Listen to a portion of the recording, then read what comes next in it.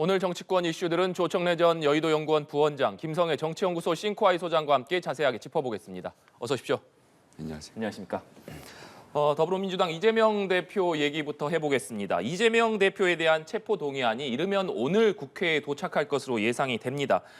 이후 수순을 보면 24일에 국회 본회의에 보고가 이루어지고 27일 본회의에서 표결이 이루어질 예정인데요. 민주당이 이 표결을 앞두고 내부 단속에 집중하는 모습을 보이고 있습니다.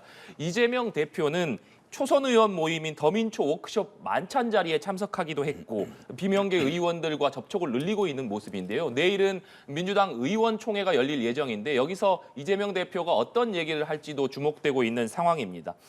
지도부는 일단 당론으로 정하지는 않더라도 이것이 부결될 것이다라고 확신을 하고 있는 상황입니다만 그럼에도 불구하고 표 단속에 나서고 있는 배경 어떻게 봐야 될지 먼저 원장님은 좀 어떻게 생각하십니까? 아니 지금 민주당 내에서 계속 그 이재명 대표에게 당 대표직을 내려놔라는 얘기가 나오고 있지 않습니까? 네. 김혜영 전 최고위원이 최근에 얘기를 했고요. 박영선 전 원내대표도 최근에 그런 얘기를 했는데 언론의 분석 기사 등등을 보면 이재명 대표 체제 하에서 당직을 맡았거나 이재명 대표가 아주 가까운 의원이 76명 정도라고 분석한 기사를 제가 최근에 봤습니다. 그리고 지난 몇 달 동안 이재명 대표에 대해서 좀 비판적인 의견을 내놓았던 의원들이 약 20여 명에 달한다고 그러거든요. 그러니까 이재명 대표나 민주당 지도부로서는 지금 분위기상으로는 부결로 가고 있는 건 맞는데 절대 안심할 수 없는 상황이고요. 또 부결이 되더라도 반란표가 예를 들어서 10표 이상 나오면 한 20표 나온다 그러면 부결이 되더라도 이재명 대표의 민주당에 대한 지도력과 장악력이 급격히 떨어질 거거든요. 그래서 지금 며칠 사이에 민주당이 할 수 있는 건 다 할 겁니다. 서한 보내고 따로 전화하고 또 인연이 있는 의원을 통해서 또 단속에 나서고 하지 않겠습니까? 네, 원장님께서는 내부 분위기가 좀 흔들리는 것 아니냐 이런 얘기를 해주셨습니다만 실제로 당내 분위기는 좀 어떻게 파악하고 계십니까? 그러니까 이제 비명 말고 반명, 즉 이재명 대표를 싫어하는 반대하는 의원들의 경우에도 네. 지금 나와 있는 영장의 내용 정도 가지고 이걸 가결시키긴 좀 어렵다라는 난감하다라는 어떤 식에서는 이런 지금 의원들의 이야기가 나오고 있는 정도입니다. 네. 즉 이재명 대표가 직접 뇌물을 받았거나 혹은 그 정진상, 김용 등이 받은 뇌물이 대선에 직접 쓰였거나 혹은 두산 등이 제공했다는 광고비가 이재명 시장실로 직접 들어갔거나 이런 것들이 좀 정확하게 나와서 이재명 대표가 문제가 있네라는 것이 짚어졌으면 전 지금 말씀하신 28표면 가결이나 부결이나 이런 논란이 벌어질 수 있다라고 봤을 텐데 검찰이 이제 원래 하지 말아야 되는 피의 사실 여태까지 쭉 유포해왔던 것이 그냥 종합 집대성일 뿐 뭔가 새로운 사실이 하나도 없는 상태이거든요. 그래서 말은 표단속을 한다고 하는데 지금 민주당 의원들 같은 경우는 이 정도면 정치적 공세가 맞다라고 보기 때문에 정치적으로 부결시키겠다라는 태도가 비명, 반명, 친명 상관없이 좀 전반적으로 퍼져 있는 분위기라고 보여집니다. 네. 지금 검찰의 구속영장 청구가 조금 무리하다라는 인식이 민주당 내부에서 공유하고 있다 이런 말씀이신데 그렇다면 실제 표결 결과는 어느 정도 좀 나올 것으로 예상을 하십니까? 그럼에도 불구하고 이 표의 차이는 좀 있겠습니다만 지금 계산을 해보면 정의당을 제외한 176 정도를 얻을 수 있는 게 최대치라고 보여지는데요. 그런 정도에서 한 160표 안팎으로 나오지 않겠나 판단합니다. 160표로 이제 부결로 되는 것으로 결정되는 수준에서 끝나지 않을까 이런 생각을 합니다. 지난번 노웅래 의원 체포동의안 표결 당시에 나왔던 부결됐던 숫자 정도를 예상하시는 건데 앞서 원장님께서 말씀해 주신 대로 이재명 대표를 향해서 김혜영 전 의원 같은 경우에는 이재명 대표가 없어도 민주당이 말살되지 않는다 이런 입장을 밝히기도 했고 그러니까 이렇게 비명계 일각에서 이 대표가 이제는 좀 퇴진해야 되는 것 아니냐 이런 목소리를 좀 내고 있는 상황입니다. 네. 어떻게 좀 보십니까? 지난번에 노웅래 의원이 161표 부결표가 그랬죠, 그죠? 근데 그때하고 지금 상황이 조금 달라요. 그때는 제가 볼 때는 노웅래 의원 개인에 대한 동정 여론도 좀 있었고, 그 다음에 비슷한 사례로 검찰 수사를 받을 수 있다는 우려를 한 의원들의 공감대 이런 것도 있었고, 그 다음에 이재명 대표 사례에 비추어서 사전 연습이라는 그래서 당 지도부가 조금 단속한 그런 것도 영향을 미쳤는데. 지금 사례는 일단 이재명 대표의 사법 리스크 부분은 국민적 공분을 사고 있는 그런 사안이고요. 그다음에 그 향후 친명계의 공천권 독점 때문에 내가 공천이 안 될 수도 있겠다라고 불안해하는 당내 비명계, 친노, 친문 비명계가 있을 수 있다고 저는 봐요. 그다음에 지금 그거보다도 훨씬 더 근본적으로는 이 이재명 대표 체제로 총선을 효과적으로 승리할 수 있겠느냐, 잘 치를 수 있겠느냐 하는 우려를 아마 제가 볼 때 민주당 의원들이 친명, 비명을 가리지 않고 다 가지고 있을 겁니다. 그래서 이런 부분들이 어떤 식으로든지 저는 반영이 될 거다. 그래서 161표보다는 부결표가 적을 수 있다. 저는 이리 봅니다. 네, 김혜영 전 의원 얘기를 했습니다만 실제적으로 이렇게 이 대표 퇴진을 주장하는 목소리가 민주당 내부에서 뭐 어느 정도 나오고 있는지 궁금하고 두 번째로 말씀해 주신 것처럼 국민의힘 전당대회 같은 경우도 지금 차기 총선을 놓고 뭐 양강 주자들 간의 공방이 거세지는 상황 아니겠습니까? 실제로 이재명 대표가 차기 총선에서 좀 공천을 행사하기 어려울 것이다 이런 얘기를 원장님께서 말씀해 주셨는데 그 부분은 좀 어떻게 생각하십니까? 일단 김혜영 전 의원도 그렇고 이제 박지원 전 공동 비대위원장도 그렇고 청년, 남성, 뭐 여성, 그다음에 이제 영남 지역 이런 이제 지역 몫으로 해서 어떤 의미에서 영입된 인사들을 위주로 이런 말씀들이 나오고 있는데, 그러니까 이것이 좀 정치적으로 힘을 가지려면요 당 내에서 뭔가 이렇게 말하는 그룹이 존재를 하고, 자 우리 이재명 대표가 이번에 구속되는 게 맞으니 우리가 이렇게 주장을 합시다라고 해서 순번을 나누어서 이야기를 하거나 뭔가 집단적으로 공세를 하는 그림이라면 이것이 의미가 있겠는데 네.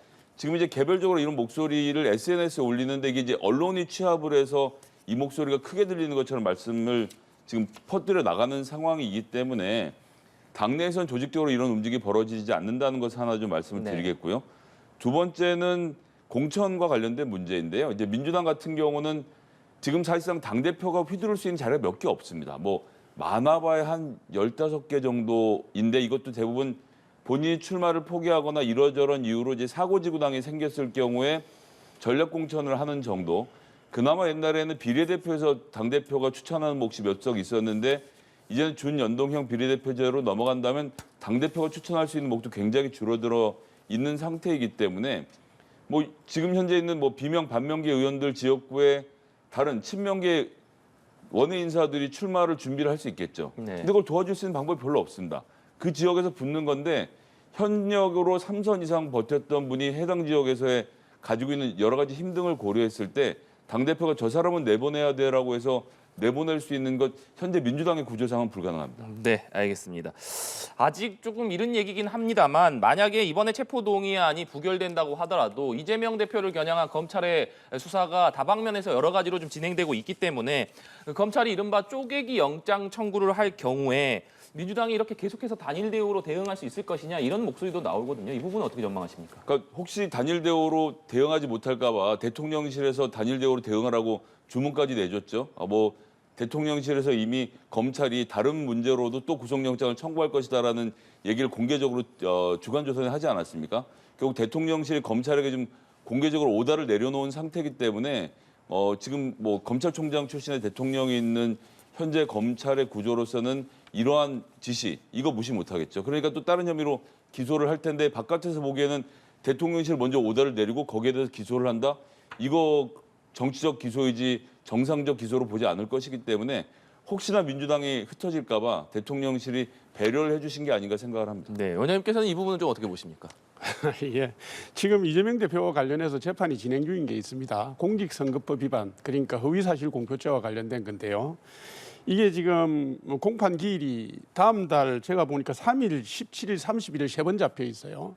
그리고 2월 16일 날 지금 대장동 및 위례 신도시 관련 혐의하고 성남 FC 불법 후원금 의혹과 관련해서 구속영장이 지금 청구가 돼 있는 상황이고요. 그 이후에 백현동 뭐 비리, 정자동 호텔 뭐 특혜 의혹, 그다음에 쌍방울 뭐 북한 송금 문제 및 변호사비 대납 의혹 이게 줄줄이 지금 기다리고 있습니다. 그죠? 그러면 기소가 되고 체포동의안이 그 국회로 될 때마다 이렇게 방탄을 할 건지, 그리고 실제로 이 많은 사안들이 재판으로 넘어가면은 이게 피고인으로서 재판 출석을 의무적으로 해야 되거든요. 그러면 총선 앞두고 이재명 대표가 뭐 매주 재판정에 들락거려야 되는데 이거를 보고서 걱정 안 할 민주당의 국회의원이나 당협위원장이 누가 있겠습니까? 제가 볼 때는 이게 시간이 갈수록 이게 민주당 내부에서도 압박 강도가 강해지거든요.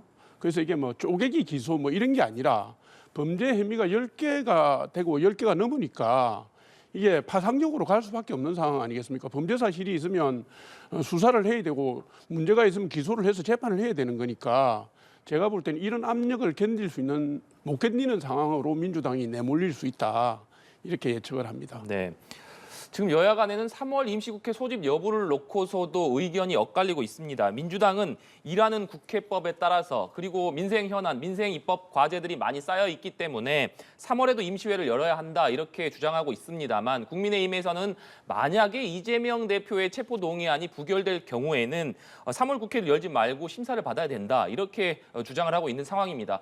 3월 임시국회 소집을 놓고 여야 간 공방에 대해서는 어떻게 좀 보고 계십니까? 여당이 국회를 닫자는 얘기를 하니까 좀 다소 당혹스럽네요. 그러니까 지금 말씀하신 대로 해서 여러 가지 이유로 인해서 이재명 대표가 시민들로부터 외면당한다면 정당 지지율 떨어질 테고 국민의힘은 만세를 부를 일 아닙니까? 이재명 대표가 어디에 있든 정당 지지율이 떨어져서 민주당이 국민들로부터 외면받는 것이 국민의힘으로서는 손해볼 일이 아닌데 이재명 대표 구속 문제 때문에 국회를 아예 열지 말자. 이거는 어떻게 이런 발상이 나오는지 알 수가 없습니다. 지금 경제 위기 때문에 처리가 시급한 법안도 되게 많고 또 민주당이 지금 내세우는 법안도 있는데 심지어 지금 대통령실에서 민주당이 통과시키는 모든 법에 대해서는 거부권을 행사하겠다는 얘기까지 지금 하고 있는 걸로 알고 있는데요. 즉 이 나라가 법치주의, 즉 입법부가 법을 만들면 행정부가 그것을 집행한다는 기본 원칙에 대해서 대통령이 자꾸 거부를 하시는데 이게 되게 기본적으로 지켜야 될 원칙입니다. 삼권 분립의 의미에서도 그렇고 우리 행정부만 일하면 되고 입법부는 안 해도 되라는 생각을 갖고 계신다면 혹여라도 이걸 버리고 국회는 국회대로 일을 하고 행정부는 행정부대로 일을 해서 지금의 이 에너지 물가 위기를 함께 극복할 대책, 이건 이재명 대표의 사법 리스크와 별개의 문제로 좀 다루는 이런 기본적인 인식을 좀 가져야 되지 않는가 생각을 합니다. 네. 사실 지난 1월 임시국회 소집 전에도 여야 간에 이런 똑같은 공방이 있었었는데 이번에는 여야가 어떤 식으로 좀 합의를 볼 것으로 예상을 하십니까? 아니 뭐 합의 문제가 아니라 민주당이 3월 국회 임시국회를 열겠죠. 네. 작년 8월 임시국회 이후로 지금까지 그러니까 이재명 대표가 민주당 대표가 된 이후로 지금까지 하루도 국회는 안 열린 날이 없습니다. 그러니까 당연히 뭐 국민의힘이 반대를 하든 찬성을 하건 1월 임시국회처럼 아마 민주당이 단독으로 개원할 텐데요. 지금 주호영 원내대표의 말씀은 국회를 열지 말자는 얘기가 아니지 않습니까? 2018년에 국민의힘 건성동 의원이 자신의 체포동의안이 국회에 제출되기 전에 임시국회 개회를 좀 연기를 해서 불체포 특권을 포기하고 구속영장 실질심사를 받았거든요. 그러니까 주호영 원내대표의 얘기는 이재명 대표도 임시국회에 방탄하지 말고 나가서 자신의 떳떳하다고 하니까 구속영장 실질심사를 받아라 이 얘기를 하는 겁니다. 국회를 뭐 열지 말자는 게 아니거든요. 그거를 문맥만 가지고 보도를 하면 안 되고요. 국회법상으로도 1월하고 7월을 빼놓고서는 국회가 열리게 돼 있습니다. 2월, 3월, 4월, 5월, 6월, 8월 그다음 정기국회 열리게 돼 있거든요. 그래서 그거는 문맥을 정확하게 봐서 불체포 특권 뒤에 숨지 말라는 얘기를 한 겁니다. 떳떳하게 받아라 이 얘기죠. 네, 알겠습니다. 오늘 나온 정당 지지도로 주제를 넘겨보도록 하겠습니다. 리얼미터 여론조사 결과를 보실 텐데요. 민주당 정당 지지도가 39.9%로 조사가 됐습니다. 국민의힘은 45%로 조사가 됐는데 전주와 비교하면 민주당이 2.9%포인트가 내렸고 국민의힘이 2.5%포인트가 올랐습니다. 이번 정당 지지도 결과만을 본다면 민주당 지지도가 오차 범위 밖에서 국민의힘보다 낮게 나왔는데 이것이 지난해 6월 조사 이후 8개월 만이거든요. 이번에 나온 정당 지지도 결과는 좀 어떤 배경으로 봐야겠습니까? 그러니까 좀 민주당의 지지율은 쭉 보면 뭐 사법 리스크라는 게 어제 오늘의 일이 아니었고 네. 계속적으로 갈등이 있었기 때문에 국민들이 민주당의 지지도를 판단할 때 그건 기본적인 팩토로 넣어놓고 있는 것이라서 민주당이 그것도 한 3% 정도 떨어진 것은 큰 의미가 없다고 보고요. 반면에 국민의힘의 상승에는 분명한 의미가 있는 것 같습니다. 이제 밖에서는 윤핵관들이 전횡을 휘두른다 또 윤심 때문에 뭐 나경원 의원을 유승민 의원을 쳐냈다라고 공격을 했는데 이게 굉장히 아이러니한 일입니다만 천하람 후보가 이런 위기에서 당을 구한 거죠. 그래서 이제 천하람 후보들이 등장해서 안철수, 김기현, 황교안 등이 막 혼전을 빚으면서 붙으면서 국민들 보기에는 저 당은 뭔가 다양한 의견들이 개진되는 정당이구나라는 생각을 하게 된 것 같고요. 그런 점에서 국민들이 특히 중도층에 있는 분들이 마음을 풀고 국민의힘에 대한 지지를 표시한 것 아닌가. 대통령의 지지율은 떨어지는데 정당의 지지율은 올라가는 것. 여기에서 소위 말하는 비유인이든 반유인이든 현재 대통령 세력의 반기를 들고 있는 국민의힘 세력이 실제로 중도층에게는 어필하고 있다는 점을 좀 잘 봐야 될 것 같습니다. 네. 국민의힘의 지지도가 오른 것이 천하람 후보의 등장으로 좀 오른 것이 아니냐 이렇게 분석해 주셨는데 원장님께서는 어떻게 좀 보십니까? 일리 있는 말씀이라고 봅니다. 지금 우리 김 소장님께서 하신 건 지금 처음에 전당대 국면이 지금 컨벤션 효과 아니겠습니까? 네. 상당 부분. 처음에는 이렇게 양강구도 누구 대 누구 싸움이냐로 갔어요. 그 과정에서 뭐 일부 후보가 배제되고 뭐 이런 논란이 있었습니다만은 이게 2월 10일 날 1차 컷오프 이후에 네 분의 후보가 본선에 올라갔잖아요. 그 네 분의 후보의 그 스펙트럼 상으로 배열을 해보면 왼쪽부터 오른쪽까지 서로 겹치지 않습니다. 그러니까 이렇게 보시면 돼요. 개혁 보수를 자처하는 천하람 후보가 있고, 그다음에 중도를 자처하는 안철수 후보가 있고, 온건 보수를 자처하는 김기현 후보, 오른쪽에 정통 보수를 자처하는 황교안 후보, 이렇게 쭉 입지점이 다 다릅니다. 네. 다르니까 거기에서 그 총선 전략이라든가 당 운영 방향이라든가 대통령실의 협력 관계라든가 이런 부분에 대해서 각자 생산적인 목소리, 다른 목소리를 내게 되면서 이 관심이 올라간 거고요. 그래서 일부 논란이 있더라도 전체적으로는 국민의 관심을 촉발시키고 집중시키는 효과를 지금 빚어내고 있고, 그다음에 향후 전당대회 결과에 따른 당 운영에 대한 기대치도 올라가고 있다고 보여집니다. 네. 이런 부분들이 흥행 효과가 가장 주요하게 지금 정당 지지도에 반영이 되고 있는 것 같다 이렇게 봅니다. 네, 자연스럽게 국민의힘 전당대회 이야기로 좀 넘어왔는데 오늘 국민의힘 전당대회 2차 TV 토론회가 열릴 예정입니다. 지난 1차 토론회 당시에 보면 굉장히 어떻게 보면 난타전이 좀 벌어졌거든요. 네.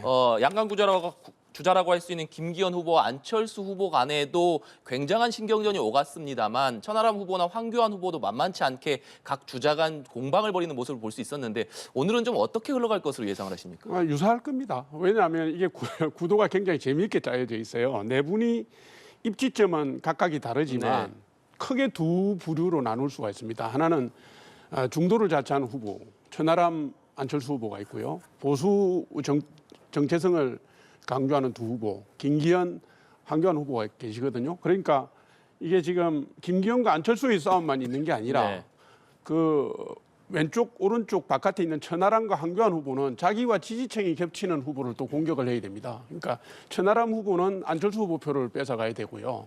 황교안 후보는 김기현 후보 표를 뺏어가야 되기 때문에 크게 보면 양강구도의 싸움이 벌어지고 있지만 좀 더 섬세하게 들어가 보면 나머지 3, 4위 후보가 1, 2위 후보를 집중 공격하는, 중첩 공격하는 이런 양상이 빚어집니다. 그래서 지난 첫 번째 그 TV 그 토론에서도 나타났지만 오늘은 그 경향이 좀 더 분명히 더 강화될 거고요.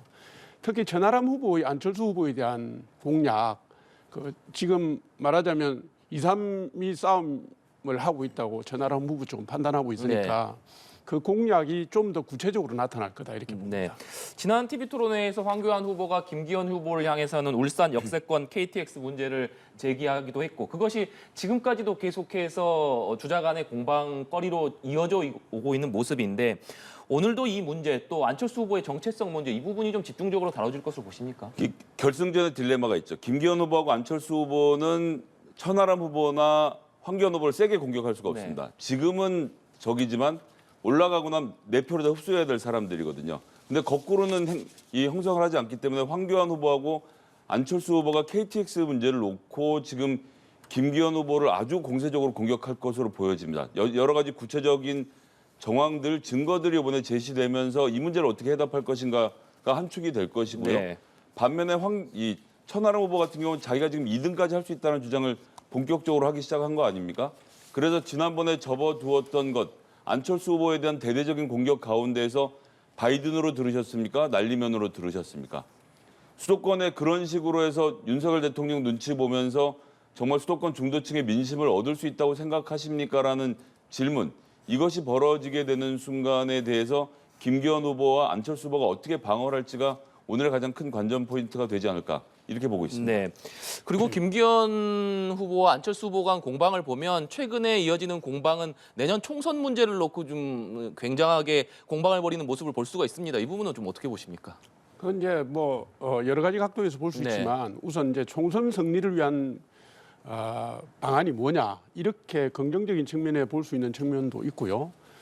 그리고 누가 당에 훨씬 뿌리를 박은 후보냐 하는 논쟁으로도 연결될 수 있는 주제입니다. 이게 이제 그 안철수 후보 같은 경우는 책임 당원을 계속 강조하고 있잖아요. 네. 그 이유는 안철수 후보는 당내 기반이 상대적으로 약하고 국민의힘에 합류한 지도 얼마 안 됐기 때문에 선거인단에게 직접 호소를 해야 되고 그리고 그 선거인단의 일정 부분들을 관리하거나 영향을 미칠 수 있는 당협위원장이라든가 국회의원들에게도 유인 요인을 던져야 되기 때문에 책임 당원을 강조할 수밖에 없는 부분이고요.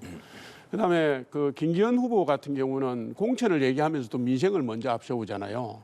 그것은 뭐냐면 대통령실과의 협력 관계라든가 향후 안정적인 국정 운영, 여권 운영을 위해서는 국정 아젠다에 대한 뒷받침이 중요하다라는 그런 인식을 밖으로 드러낸 것이라고 제가 봅니다. 네. 그래서 공천권의 문제는 뭐 단순히 개혁 공천을 하겠다 안 하겠다 이런 게 아니라 총선을 바라보면서 불안감을 가진 많은 분들이 있습니다. 특히 당협위원장들요. 그분들에게도 당신들이 열심히 당을 위해서 일을 하면 그 점을 공천 과정에서 잘 반영해서 당이 그 점을 잊지 않겠다. 당 공헌도도 중요한 요소로 보겠다 하는 것을 제가 볼 때는 간접적으로 비춘 거라고 봅니다. 네. 이런 가운데 천하람 후보가 오늘 연합뉴스 TV에 출연을 해서 현재 판세에 대한 자신감을 나타냈는데요. 발언 직접 들어보시겠습니다. 오늘 투표해도 제가 안철수 후보는 넘어섰습니다. 저는 이미 당원들의 구도는 천하람 대 김기현으로 굳어졌다라고 봅니다. 개혁을 원한다면 천하람, 뭐 구태를 원한다면 김기현. 안철수 후보는 그 사이에서 우왕좌왕 우물쭈물하는 사이에 본인의 위치를 잃었습니다. 실제 당원 투표 내지는 당원들의 구도에서 그 실버 크로스는 이미 왔다. 그렇기 때문에 김기현 후보도 이제는 저에 대한 공격 시작한 거 아닌가? 좀 굉장히 반갑게 생각하고 있습니다. 네, 듣고 오셨습니다만 천하람 후보 굉장한 자신감을 보이고 있습니다. 이미 안철수 후보는 넘어섰다. 그리고 이번 전당대회는 이미 김기현 대 천하람의 구도로 판이 다시 짜였다. 이렇게 주장하고 있는 상황입니다. 이 부분에 대해서 어떻게 좀 보십니까? 뭐 후보로서 뭐 자신감을 비출 수 있죠. 네. 이게 이제 뭐냐면 아까 말씀드렸다시피 천하람 후보가 자신의 지지율을 끌어올리기 위해서는 이게 건너뛰어서 김기현 후보나 황교안 후보 지지층을 가져갈 방법이 없잖아요. 그러니까 가장 근접한 안철수 후보의 지지층을 뺏어가야 되는데 지금 그 말은 전략적인 측면에서 안철수 후보의 지지층을 일부 흡수하는 데 성공하고 있다. 이걸 자신감 있게 드러낸 네. 거죠. 그런데 입증된 것은 아닙니다. 제가 볼 때 전체 선거인단에서 20대와 30대의 그 비중이 17.8%입니다. 그리고 40대까지 포함하면 32% 정도 되는데 천하람 후보의 상징성이라든가 이미지로 볼 때 되게 이제 젊은 층의 호소력을 가지지 않겠습니까? 그래서 지금 뭐 제가 볼 때는 그 정도 선거인단 전체를 가져가는 건 아니니까 아직은 2위로 올라섰다는 것을 증명할 만한 것은 없고요. 가장 최근의 여론조사를 보더라도 국민의힘 적극 지지층 여론조사에서 보면 천하람 후보가 10% 조금 넘는 지지를 받고 있고 네. 안철수 후보가 20%에서 30% 정도의 지지를 받고 있기 때문에 현재로서는 뭐 뒤집힌 정도는 아니고 근데 이제 흥행 요소가 계속 가미되면서 천하람 후보가 일정 부분 좋은 분위기, 상승 분위기 기류를 타고 있는 것은 분명한 것 같습니다. 네. 김기현 후보가 천하람 후보를 향해서 선거를 얼마나 잘 아는지 모르겠다 이런 발언을 하기도 했는데 천하람 후보는 김기현 후보가 자신에 대한 공격을 시작한 것이 바로 어떤 골든 크로스의 증거다 이렇게 얘기를 하고 있거든요. 맞는 말이긴 합니다. 김기현 후보 측이나 윤핵관들이 지금까지는 천하람 후보는 아예 건드리지는 않았죠. 없는 사람 취급을 했습니다. 있는 사람 취급한다는 것은 그만큼 위험성이 생겼다는 것을 네. 반증하는 거 아닙니까? 그런 점에서 재밌게 봐야 되겠고요. 안철수 후보는 사실 이 천하람 후보의 공격을 견뎌낼 수만 있으면 결승전에서의 본인의 승리의 가능성이 또 높아지는 측면이 있긴 합니다. 왜냐하면 천하람 후보가 가져오는 표들은 이번 선거에서는 투표를 안 할 사람들이 새롭게 들어오는 것이 많기 때문에 분모를 넓히는 효과가 있어서 그래서 김기현 후보의 1차전에서 50% 넘는 득표를 막으려면 안철수 후보의 힘으로는 안 되고 천하람 후보가 얼마나 투표할 생각이 없었던 사람들을 끌고 들어오느냐의 승부가 난다고 보거든요. 그 아슬아슬하게라도 안철수 후보가 예선전에서 이기게 되면 네. 그렇게 해서 결승전에 김기현 대 안철수로 붙으면 어쨌거나 한번 투표를 했던 사람들이 일어나 미우나 고우나 안철수 후보를 찍을 가능성이 있기 때문에 오히려 안철수 후보 입장에선 천하람 후보의 공격을 북돋아주고 자기를 더 때리도록 용인해주는 전략 등이 좀 필요하지 않을까 좀 그렇게 보고 있습니다. 네.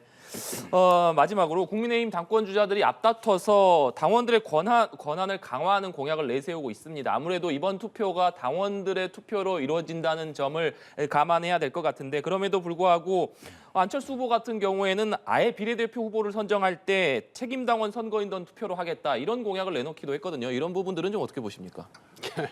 뭐 건설적인 공약이라고 봅니다. 근데 이제 책임당원 선거인단, 책임당원 배심원제 뭐 이런 말씀을 네. 하셨어요. 그리고 뭐 당원 소환 제도를 훨씬 기준을 완화하겠다 이런 말씀도 하셨는데 이게 당에서 배심원제를 만들고 선거인단을 만든 거는 뭐 예전에도 그런 사례는 많이 있었습니다. 근데 이제 거기다가 책임당원을 더 강화시켜서 역할을 더 부여한 건데요. 어찌됐든 책임당원으로 해서 선거인단을 만들고 배심인단을 만드는 것도 당 지도부입니다. 그래서 지금 그 안철수 후보의 그 제안에 대해서 당내에서는 무슨 특별한 건 아니지 않느냐 하는 반응이 나오는 게 바로 그 때문이고요. 네. 지금 공천 문제는 뭐 최선의 답은 없습니다. 어떻게 하든지 간에 뭐 당원들을 당무에 참여시키는 방법은 전당원 투표제라든가 뭐 이런 건데 민주당에서 지금 여러 차례 선을 보인 거잖아요. 이번에 김기현 후보나 다른 분들도 그걸 공약을 했고 안철수 후보가 지금 한 당원 소환제도 뭐 사실 그런 맥락에서 이해를 하시면 되는데 이게 실제로는 실행을 해보면 여러 가지 문제가 생깁니다. 핵심 지지층의 그 의견이 과도하게 반영되는 네. 문제가 생기기 때문에 지금 논의된 것이 그대로 정책으로 저는 갈 거라고 보지는 않습니다. 네. 전당대회가 끝나고 난 뒤에 여러 중지를 모으고 그다음에 대표가 된 분이 다른 후보의 공약들도 잘 수렴해서 논의 구조를 통해서 다시 결정할 문제이기 때문에 방향은 맞습니다. 당원들의 당무에 대한 불만을 달래고 당무에 참여할 수 있는 길을 넓혀주는 방향은 맞는데 강론 부분은 좀 더 연구가 돼야 된다 이렇게 말씀드립니다. 네, 알겠습니다. 오늘 두 분 말씀은 여기까지 듣도록 하겠습니다. 지금까지 조청래 전 여의도연구원 부원장, 김성애 정치연구소 싱크와의 소장과 함께 얘기 나눠봤습니다. 오늘 말씀 고맙습니다. 감사합니다.